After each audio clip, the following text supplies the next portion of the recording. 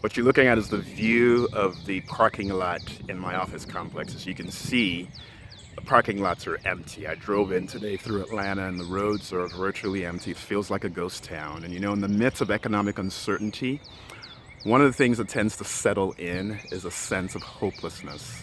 So when you're feeling hopelessness, a lot of times you can feel very alone. And hopelessness, it takes, it shows up in many different ways, right? It shows up in the face of the entrepreneur who has to lay off his employees, who has to go home at night and stare his wife in the face with just a sense of doom and gloom as to what their future is going to look like. Hopelessness shows up in the face of a child. I just saw or read about this yesterday in Atlanta. A 42-year-old mother was found dead in her apartment for 19 hours with a 4-year-old child standing there by her mother. If you know anything about me, I have been through just seasons of adversity. I have stared hopelessness in the face. I have been through multiple betrayals and setbacks and things that most people actually wouldn't survive. So, it's part reason why I'm so passionate about trying to help end hopelessness, because I know the detrimental impact and effects that it can have on people. And my pastor always says that we can't do everything in the face of great needs, but we can all do something. And so here's something that I'm going to be doing to try to help people in this very uncertain time. Some of you may know that I used to write and blog for the Huffington Post. I'm also an associate contributor for the Six Figure Coach magazine.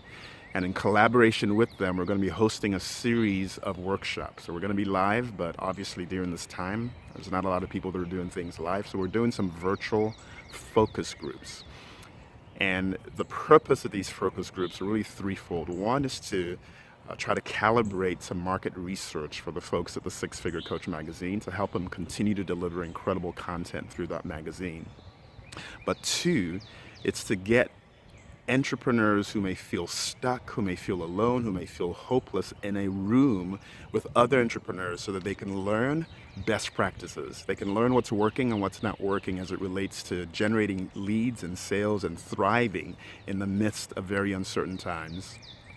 And then three, the outcomes, quite frankly, are to create an incredible mindset and empower people with strategies where in the midst of this economic uncertain times that we're in, that they can walk out of there with strategies to maybe triple their leads, double their sales, and continue to push the needle forward as it relates to their business. Now, if this sounds like it could be of interest to you, there is one stipulation, is if you're going to participate in this, we're only going to be letting one person from each profession to actually participate in the group. We're going to limit it to a small, intimate group, maybe about a dozen or so.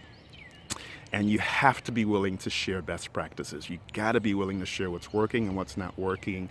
And through the collective power of that brain trust, through the magic that happens with masterminds. One of the ways I've been able to survive a lot of what I've been through in life is just through investing in coaches and mentors and participating in masterminds. So I know the value that they bring. And so if you want in on this, all you have to do is in the comments below, simply type in the word focus group. Again, we're going to limit it to one per profession. We're going to keep it small and intimate. You're going to have to be willing to share and contribute. But if this could serve you in this time in this season, again, just type in the comments, focus group, and I will reach out to you and share with you the details. All right, take care and God bless.